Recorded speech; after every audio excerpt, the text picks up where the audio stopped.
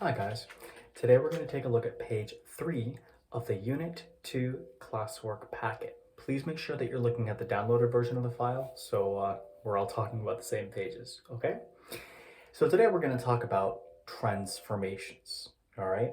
Now if you think about the word transformation, at the simplest level, it just means a change, right? For example, for those of you guys who have seen the movie Beauty and the Beast, right?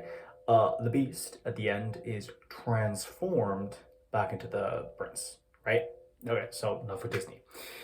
In geometry, a transformation is an operation that maps an original figure called the pre-image onto a new figure called the post-image.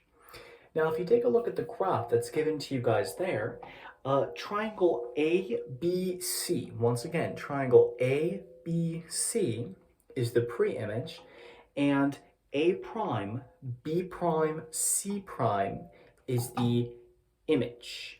By prime, I just mean the little apostrophe, right? When I read that, I read it as prime.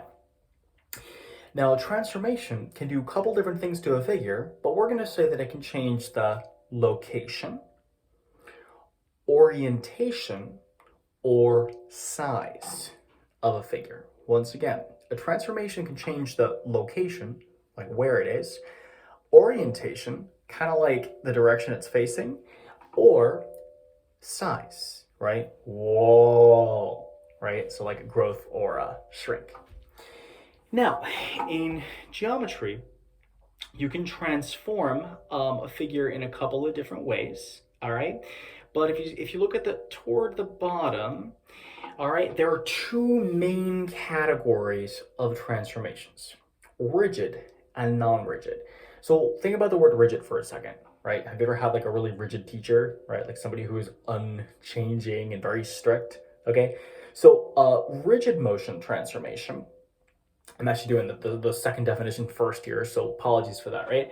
A rigid motion transformation does not change the size. You can think of it as a rigid motion literally just moves it, rotates it, or I guess reflects it. Okay, and we'll talk about that in a second.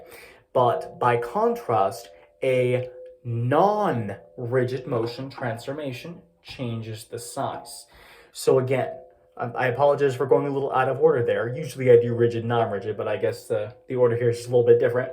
For the first blank, it should say a non-rigid motion transformation changes the size. And then for the second blank, a rigid motion transformation does not change the size. Now, rigid motion transformations come in 3 different flavors, okay? The 3 different types are a translation. Oh my gosh, where'd my face go? Okay, a translation, a rotation, and a reflection. All right, once again, these are all grouped together and they're known as rigid motion transformations because they don't change the size of a figure, right? They literally just move it or change like where it is on the paper, but they don't actually expand it or shrink it. So those 3 kind of go together, all right? So of those, right, translations, I think of it as a glide. It's like I go from one place to another. I don't really rotate or anything. I just kind of like move, okay? A rotation would be kind of like a tilt, right? A dilation is the one that's kind of the odd one out. That would be an expansion or a shrink, right? It either grows or shrinks.